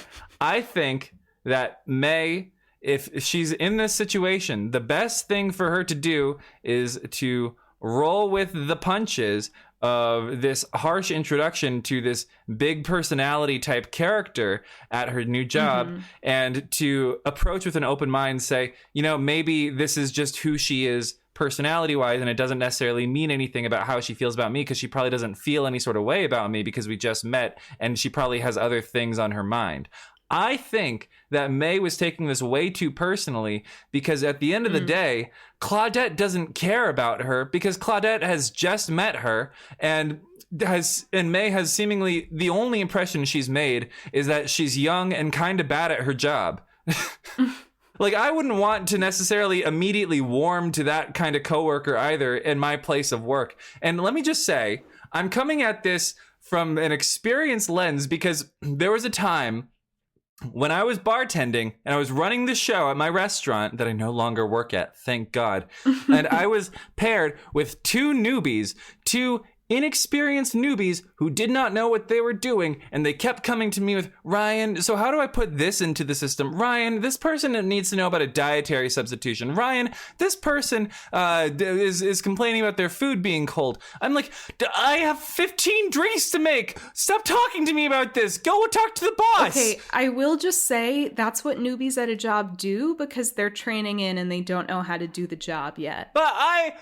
have a line of drinks to make. Imagine you were making all those smoothies and a newbie was going up to you and saying, Jane, so how do I ring this up on the system? I was going to say I'm kind to newbies at my job because I remember what it was like to be a newbie, and I felt nervous and embarrassed and like I didn't know what I was doing and like I was bad at the job and I didn't know anything and I had to ask questions. So I feel like, you know, I am nice and I'm not evil. Well, and maybe that's the end of it. And here's the end of it for me, which is that in the 2 interactions they had, Claudette did not make an effort to prolong their interactions by, you know, degrading May to like a, you know, extreme sense. She essentially the first one. She essentially treated May the way she treats everyone else at her job, which is you know, backhanded, you know, compliments and, you know, like just sort of dismissive, sort of aloof demeanor in general while still running the show and doing her job. I think Claudette, other than the coffee thing, I think Claudette did nothing wrong. I guess and May I am is pretty being hung up on the coffee unreasonable. thing. I just think that was extremely rude and, you know, very entitled. And I agree about the coffee thing. I think you have some points. I can see where you're coming from, and I don't think this is like totally black and white. I just like the way the show frames it. And also I think there are some moments later in the show, like in the season, which I guess we'll see where this goes. I could empathize. I was empathizing more with May, and I just thought like the way her coworkers responded to it around her kind of was exacerbating the situation. Like that's the other thing is like, even if the newbie's being a little oversensitive to this kind of thing, I think you as the more experienced person like Josh or Linda, like Linda actually said at the end of that first scene with Claudette, she said, hey, at least she didn't take your lunch money. Yeah. Like she was acknowledging that Claudette had been bullying her. And I think bullying is too strong a word. I'm sorry. Okay, fuck you. I think if Josh or Linda, I think they don't have an obligation, but have an ability to be gentler with her and be like, and kind of explain to her, listen, you really don't have to take it personally. And I feel like Josh does not do a good job of like actually explaining that to her here. I think he's fully just gaslighting her. And I would have said to May the same thing that my mom always said to me whenever I was going through a situation where I didn't want to go to school because the kids were mean to me, or I was really nervous about this audition because everyone was so much better than me, or I didn't want to do my homework because I felt like, you know, I couldn't succeed or whatever. And I was just like sort of woe is me about it. I would say to her the exact thing my mom always said to me, which is tough shit. So let me just psychoanalyze here a little bit. Could it be that perhaps you have an impulse to be harsher on a younger, more inexperienced person in a situation like this because you as a child were met with a harshness and a dismissiveness rather than a nurturing, more loving hand that would potentially be a better guide for you? What I'm saying is perhaps you should take the hand that life deals you and make the best of it. If she had come back to Claudette with passive indifference in the workplace, and then when they did have an organic interaction, meet her with, you know, a bit of a sort of holding her own energy of, you know, throwing it back at her a little bit, and they could volley a little bit, maybe Claudette would have respected her more.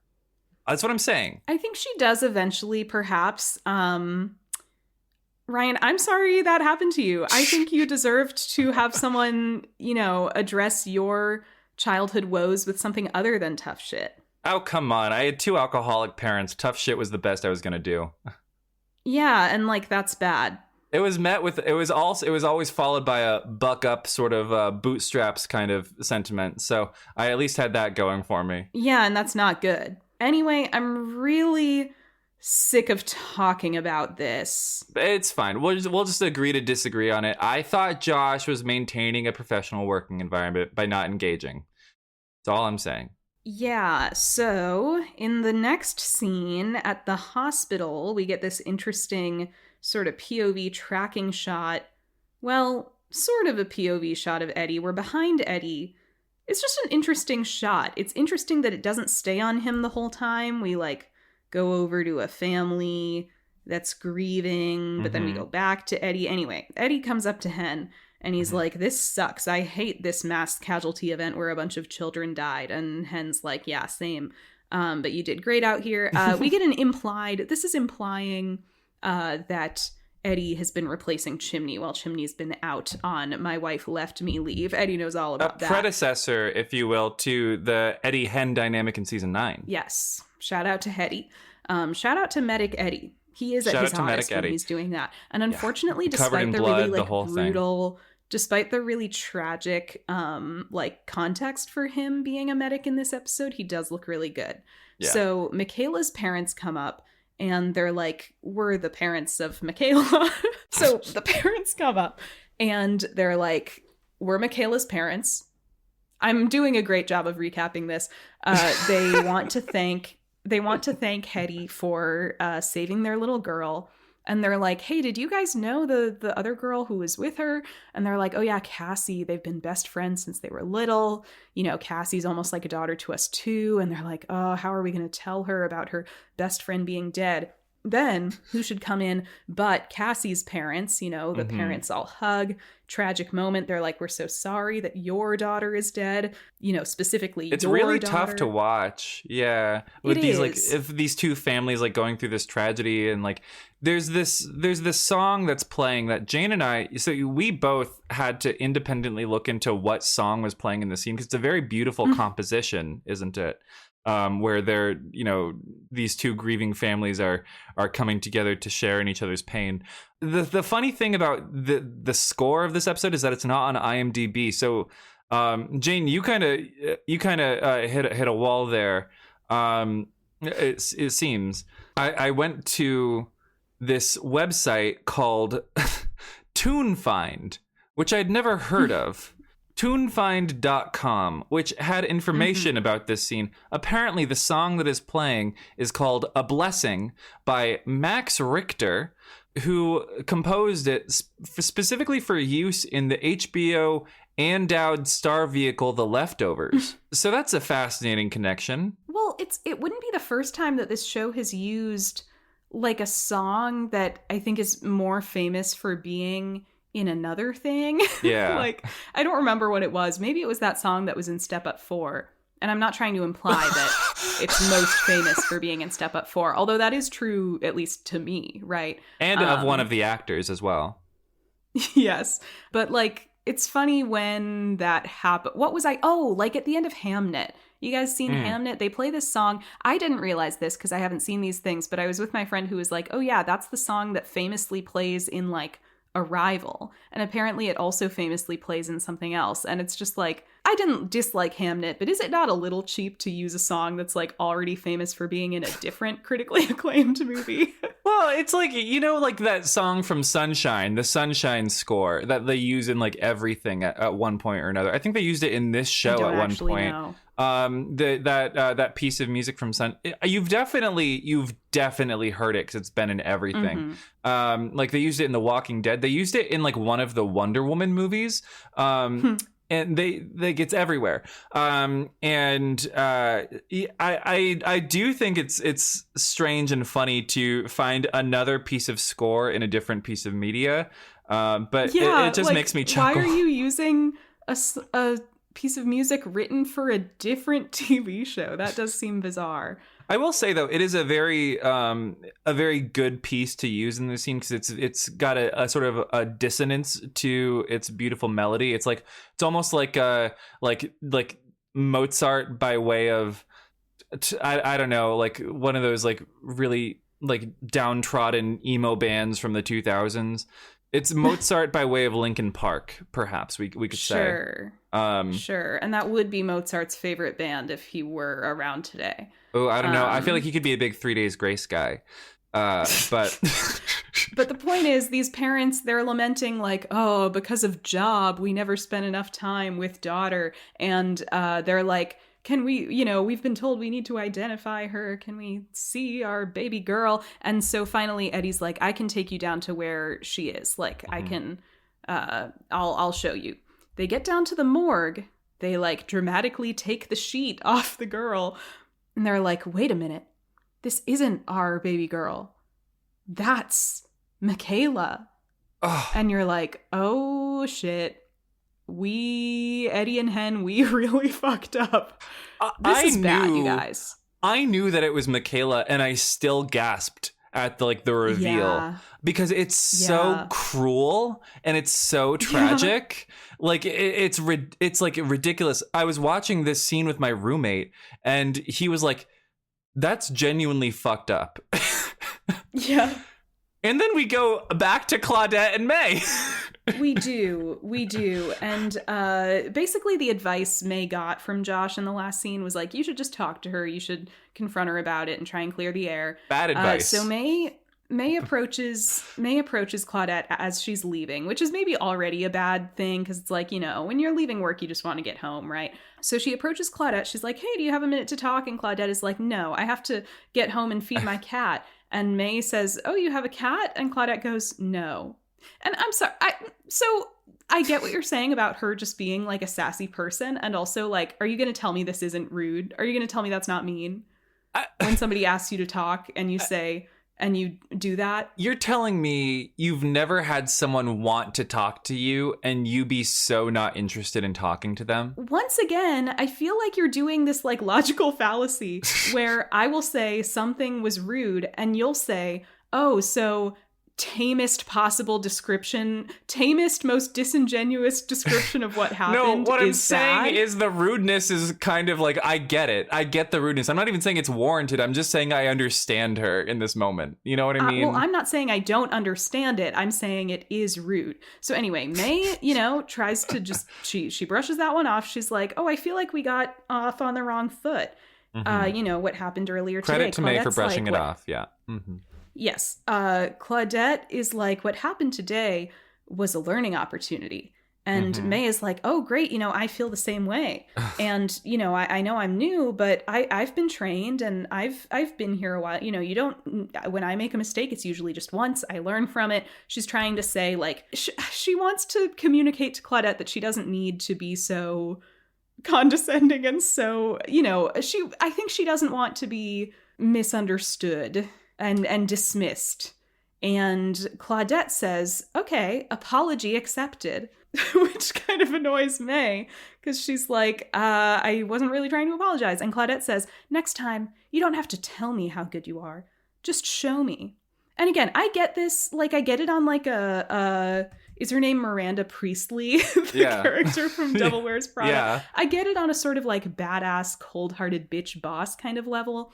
And still, for one thing, again, I can understand why May would be a little annoyed by this because objectively Claudette is not her boss. So the way she keeps kind of acting like her boss is like would probably rub me the wrong way too. But it's just like more mean and like icy and unfriendly than I think she has any reason to be. That's all I'm saying. There's just no reason to be rude in your workplace.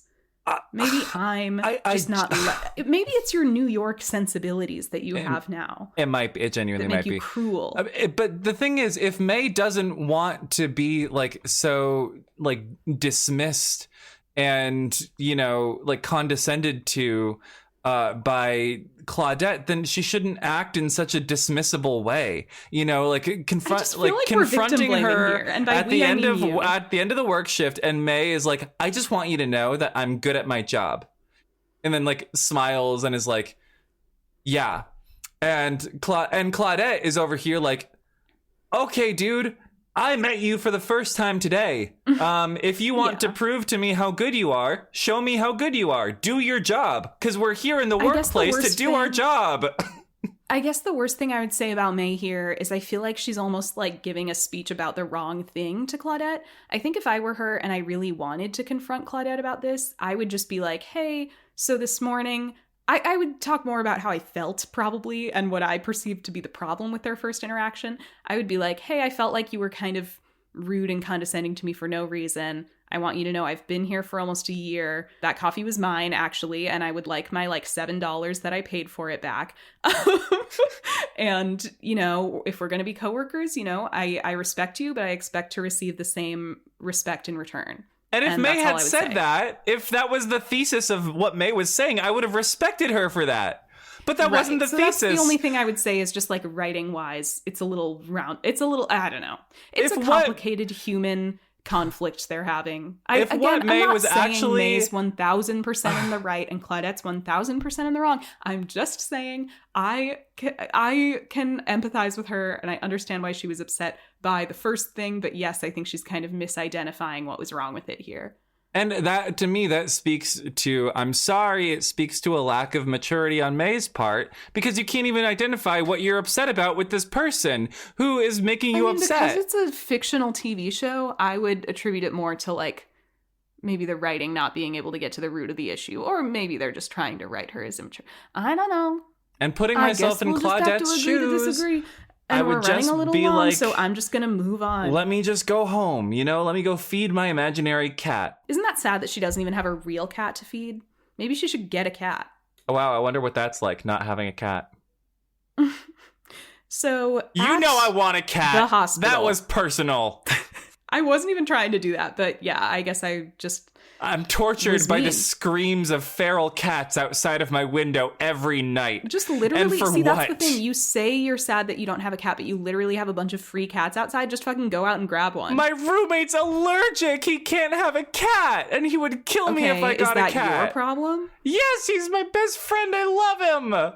I want to respect his boundaries, and he doesn't want a cat because he has a cat allergy, and I want to respect Well, then that. it sounds like you don't truly want a cat. If the choice is between a cat or my roommate who pays rent, Obviously, the cat is coming first. is the cat gonna pay rent? Is the cat gonna get a job at a hotel for cats? Cats have jobs. It's called being soft. Is the and cat being gonna sweet. be like a cat actor on a TV show and earn like a union paycheck? Is the cat live in gonna New York, you join probably could fucking figure like out that- actors that equity for arrangement. cats? Is the cat actor gonna join SAC, Screen Actors Cat, or something? That doesn't even make any sense. It would be CAG, Cat Actors Guild. But he's still on screen, so it has to be a screen cat actor. It would be SCAG. Skag. It's not a very pretty acronym, but it works. No, the cat pays rent in the form of kisses and love and entertainment.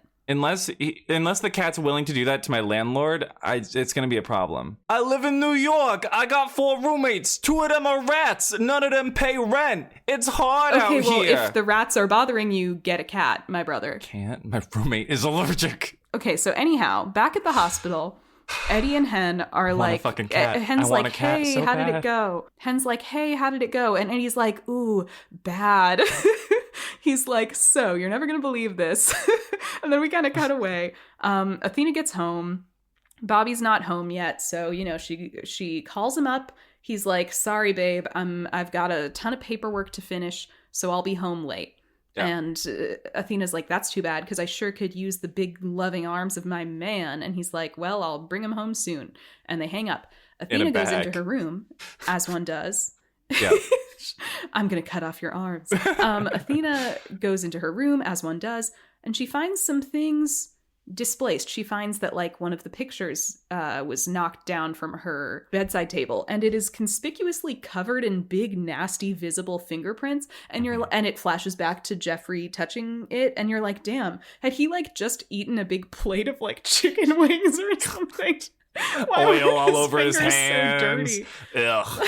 And then you see like It's him just funny sniffing the 'cause- panties again, and It's just funny because like production wise, obviously they had to make like a visual cue so that it would be like clear to Athena that he was touching the portraits, even though that doesn't really make sense. So they've put these giant fingerprints like he had just finished like sculpting a clay sculpture. Like, when you use like Sculpey or one of those clays that doesn't like plasticine, one of those clays that doesn't dry, and your hands are all like kind of waxy and greasy. It's like he was just making a stop motion animated film and then started touching the portraits. And so what does yes, what Athena do? flashback. Because she's like realizing, oh, Jeffrey was in my home. Oh, how invasive. Oh, He, how awful violated is my this privacy. feeling? Yeah. So She feels, starts like, cleaning dirty. the frame on the pictures, and then she starts doing her laundry, and then she starts doing all of the dishes, and she's just essentially deep cleaning her house to exorcise the demon of Jeffrey from her life. And and it's like, thank you for presenting this, because this is an incredibly invasive feeling, isn't it? So thank you for putting on this on the screen. 911 on Fox at time of airing. Well, it's kind of this probably does happen in real life, but it is also kind of a common like media shorthand way to show that someone feels dirty or feels violated, is like having them clean their house or like scrub themselves really hard in the shower. So it's a very classic kind of thing. Yeah. Back at the hospital. We've all been there.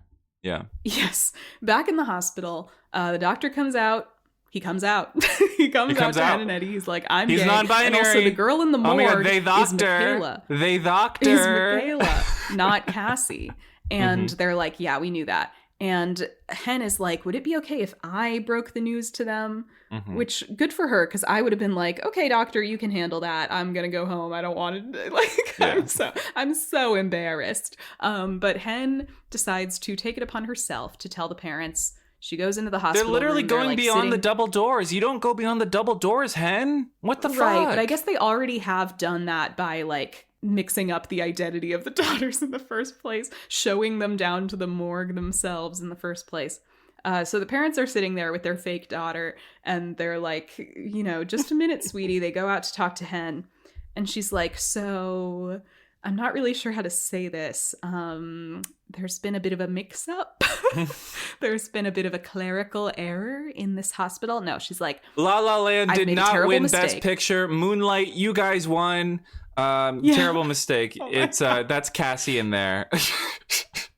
Yeah, we're making very light of this extremely devastating storyline. It's fiction. Like, it's fine. It is fiction. It is fiction. It's not like the girls actually died. Well, for all we know, this is based on a real thing, but who knows?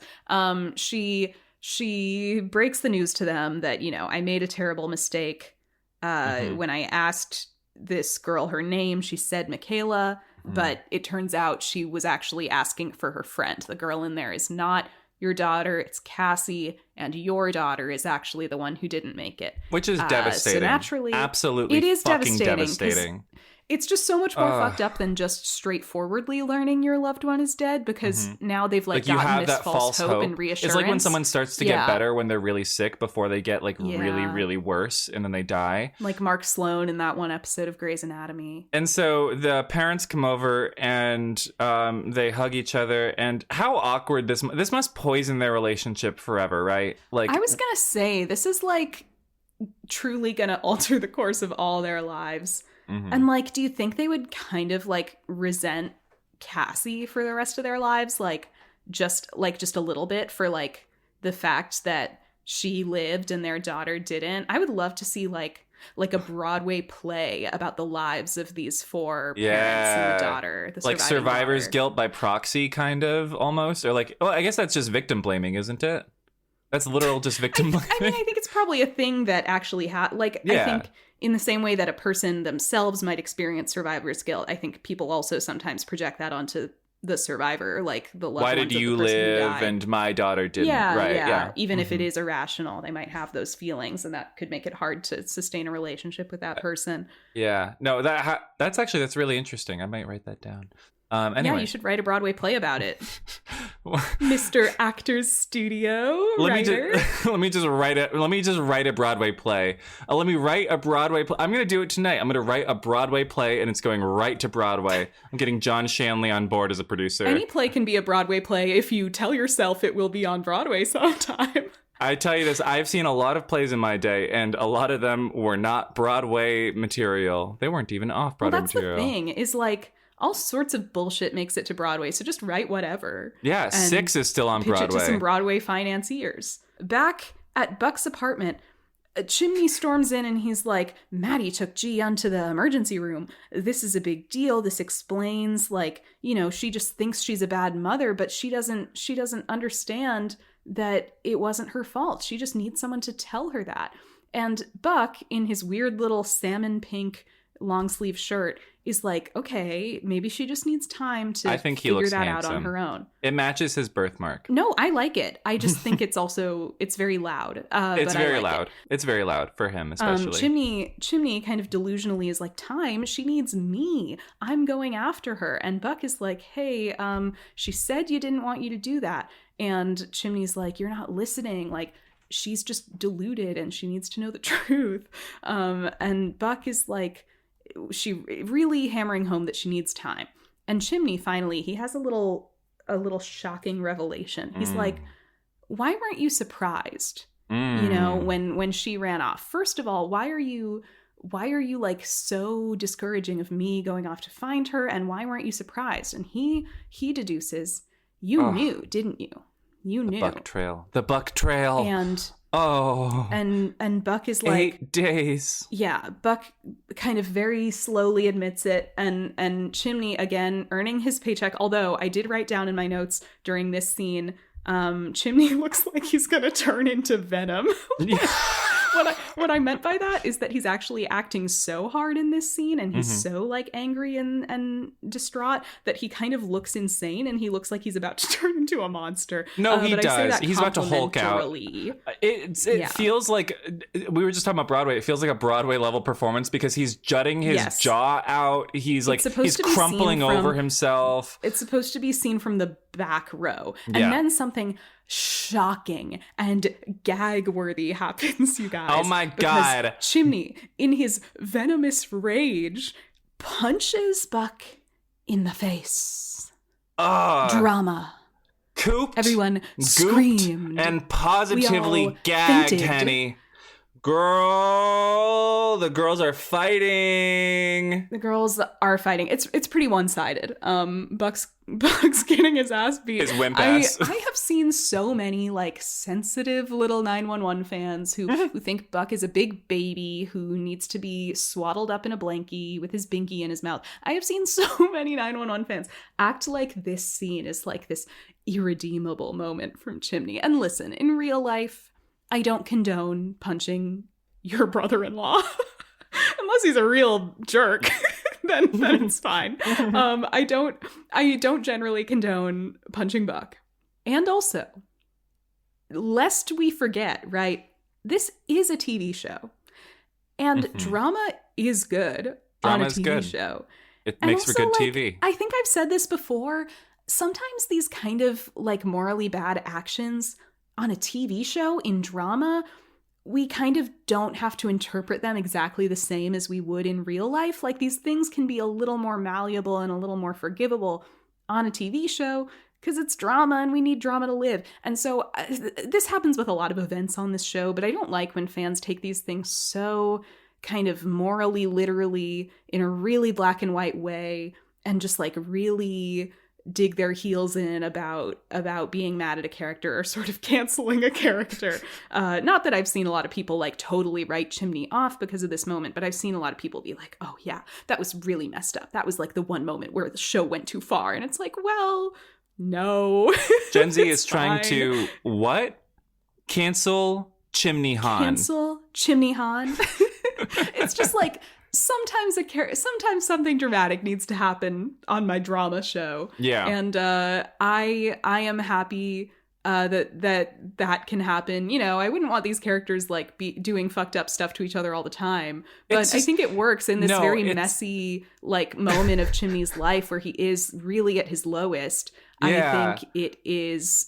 I think it works, and I don't think we have to like be mad at Chimney forever about it. Get mad at Chimney about this, about punching Buck, because this is the punching Buck fandom. What fandom loves torturing their precious boy more than 911?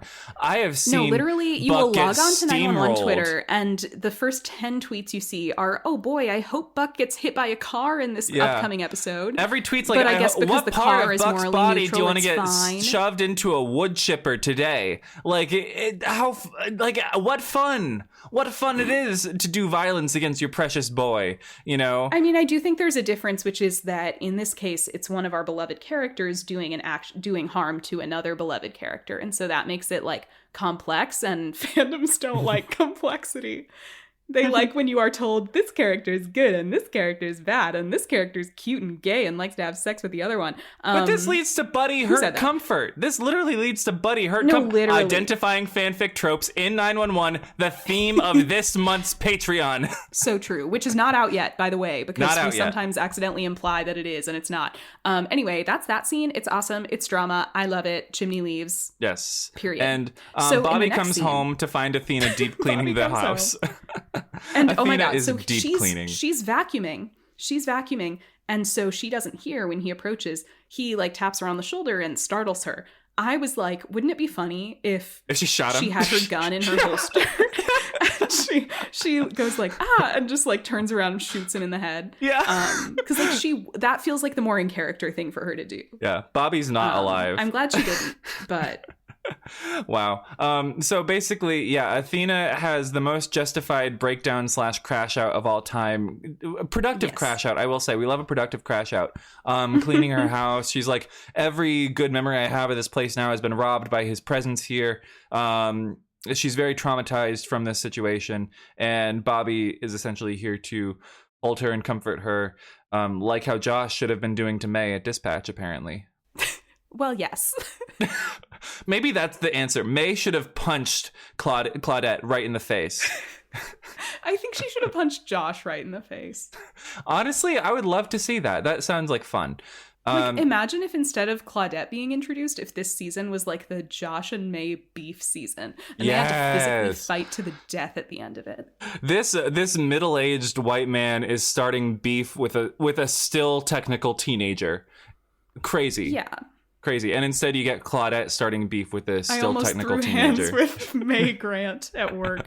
Anyway. That sounds like a Wattpad story. That does. Anyway, Buddy scene of the episode. Yes, Buddy at the Buddy. loft. Everybody give it up for Buddy at the loft. Because Eddie Buddy with the kindest words of the episode. Eddie with the kindest words of the episode. Dude. Why is Eddie... Okay, let's talk about Eddie in this scene. So Buck is on the patio. He's holding ice against his now bruised side of his face. Yes. Eddie comes out. He hands him a beer. Because they're boys. They're boys. They're drinking the brewski. Not only is he giving Buck good advice in this scene, but he's got like this glow about him. Yes, he does. Can we talk about it? He's glowing. And I was like, wow, the glow he has now that he is no longer dating a woman. I thought you were going to say the glow he has now that he delivered that devastating news to that family. But then, no, it was Hen who did that. So I guess it's the glow of not having to do that. Okay, I did also have a note actually for that earlier scene of like, it feels racist, misogynistic, lesbophobic, and henphobic that she had to do the job of delivering the bad news to the family, and Eddie just got the easy job of delivering the good news to the other family. Like, I know it's fucked up on either side, but it kind of feels like he got the easy job and Hen had to do the hard part. Is this phobic Eddie in like a meta sense? Showed the parents the wrong body. Is it in a meta sense, like for the writers, or in character for Eddie Diaz? Like, are we canceling Eddie for this? Because for Eddie Diaz, I think it's Eddie's fault, and he should feel bad. Not to run defense for Eddie Diaz, but Hen's the one who volunteered. Yeah, I don't care. I think Eddie actually manipulated her to do that. You know what? You're right. For once in this episode, I'm going to side with you, Jane. You're right. Thank you. Eddie was being racist, lesbophobic, misogynistic, and henphobic by gaslighting her into delivering that news. Manipulating her. Yes. He was being narcissistic. We're going to have one really mad person in our comments like, that's not what gaslighting means. Seriously. Anyway. No, he's got the glow of a gay man who's finally not dating a woman anymore. And it just kind of made me sick because I was like, oh, the fact that Eddie is still in the closet. I was like, we're going to get you out. One of my favorite 911 Twitter tweets ever. I think we retweeted it back in the day, but this was like, I think while season 8 was airing, somebody had just made this little like screen recording video where they were like on like a MS Paint or something with like a little picture of Eddie and like a picture of a hand that they were like manipulating to stroke Eddie's face. And they just wrote like, we're going to get you out. And then also I think they had like an evil eye emblem that they were like, like rubbing around him. That's how I feel. That's how it feels. That was the manifestation of that is how we feel. Yeah. And yeah, he's glowing. It's funny because it's in the aftermath of such a serious scene between Chimney and Buck, and Eddie's just on Buck's balcony, like cheesing, like just with this cute little smile on his face. Like he's just so happy to be there with his wife, Buck. And you're like, man. At least one couple gets to be happy. Yes. Also, the bag of ice that Buck is holding is very clearly fake ice, which like makes sense, but also I thought it was funny just how obviously visually it was fake. Yeah, we should say for context, Buck has a black eye from where Chimney punched him, and Eddie's here to nurse him back to health. Eddie's here to nurse him back to health, like the good little wife that he is. And I like that they're both great. each other's wife. That feels correct. That's the thing. It's a sapphic relationship. It's a spiritually lesbian relationship. Yes, I agree. But yeah, Eddie's like, you love Chimney and you love Maddie, and you're the guy who likes to fix things, but maybe this isn't something you can fix. Mm-hmm. And you're like, wow, he knows his wife so well. And then Buck, just rails him all night to get out his aggression. Presumably. Yeah. Presumably. And then over at Michael's apartment, May got Harry ice cream because she's, being useful for the first time all episode. And sorry, I didn't even mean that. Where did that come from? Yeah, no, that was so Mayphobic. But yes, she's gotten her and Harry ice cream, and they're kind of venting about their lives. May's like, I had a pretty bad day too. Okay, well, May, some people have real problems. Harry got kidnapped. True. But she's like, there's this older dispatcher who's like being mean to me and it's getting on my nerves. And Harry's He's basically like, I don't like that, mom and dad are like basically forcing me to open up and talk about this. And I don't want to talk about it because I'm still really mad at them for what happened. Like, why didn't they protect me, etc.? Why was I the victim in this scenario? Now I have to fucking unpack everything with them. And I feel so mad, but I can't communicate it. And May basically gives him a feel your feelings talk and don't mask, essentially. She's like, it's okay, because he says, like, I know I'm not supposed to be mad at them. And she's like, you can be mad at them. Just, like, make sure you don't bottle it all up. Like, you can talk to me about it. You can talk to them about it, which is very good sisterly advice. Yeah. It's a good scene between them. I thought, there's, like, a very natural, like, sibling moment where he goes to fling the ice cream. Well, yeah, where he says something about like they're just so worried about how like mentally damaged I am, and she's like, you were already pretty mentally damaged or something. And he threatens to like throw ice cream at her. A good line, good joke. Yeah, it's good. It's fun. I love them. I love seeing them. I wish we saw more of their dynamic because sometimes, especially now that May is in dispatch, she feels so disconnected from the rest of the Grant family. Like we talked about it last episode where they just needed to put her somewhere while they did this thing with Michael and Athena and Harry, and I like seeing them connect. And it's good to see, May Grant, mediocre dispatch employee, sister of the year, sister of the year. Yes. Meanwhile, Chimney exits his apartment building, which is this the first exterior shot we've gotten of his apartment building? It's a beautiful brick building with turrets. Gorgeous. Like, since when does LA have buildings that look like this? He walks out because he is packing up the car with little Ji Yun because he's going on the road to find Maddie. Like he's Liam Neeson. And she's been taken. And who should walk right up to him? He dials a number on his phone. Who should walk up to him with her phone ringing but Hen? And she's like, really? You were going to call me on your way out of town? No. And he's like, actually, I was... Not just Hen. Hen in this gorgeous heron t-shirt, button down, red and white, with these fabulous hexagon, like gold earrings. Oh, yeah, the hexagon hoops are super cool. So good. Oh my God, her style is so good. And those glasses go well with them so well. I love this shirt too. Just like the heron design on it. It's flattering, but it's also cool.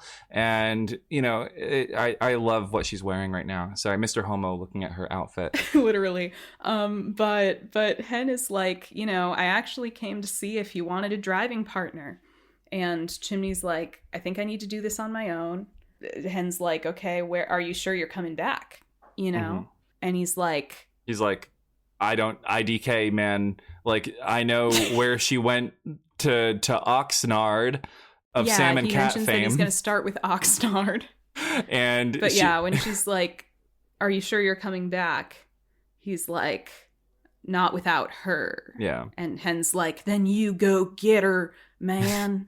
And it's very tearful. And they hug. It's very sweet. Very they are both crying, and It's a great moment of friendship. I love them, and I'm gonna miss them while Chimney is on the road. And like as the viewer, I think if you were watching this in real time, you'd kind of be wondering like, okay, like, are we gonna see Chimney again? Like, how long is he gonna be gone? Is he gonna be gone, or will we be checking in with him?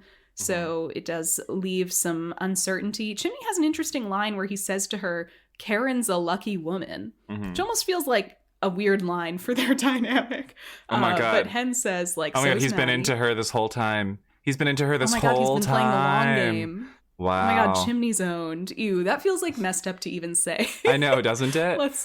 let's smudge this conversation. Yeah. And Let's this feels like a bit of a send off to Chimney. We get the callback to the rebar skull incident from season 1. I could, if you were watching at the time, like I could be fooled into. I wonder if fans at the time were like, "Is Chimney gonna leave the show?" Because do you remember, like last season, I think people were always like dooming that Ryan Guzman was gonna leave the show, which I was like, clearly he's not. There's no indication of that. And like, come on, this guy's pretty jobless. No, well, Yeah. some offense.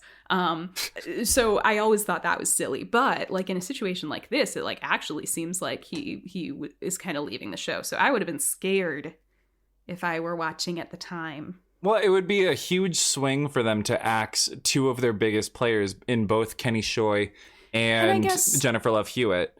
You know, right. at and the I guess top maybe of the people season. knew at the time, like maybe it was public knowledge at the time that Jennifer Love Hewitt was just taking like maternity leave and would be back. Yeah, but we sort of end on this moment of Chimney driving away, Hen watching on very somberly. Did I just say fucking somber? The word still exists even without the weird looking man. I thought this was a pretty classic episode of 911 in the sense that we have this devastating side of the story. We have kind of every character getting their time, getting some development.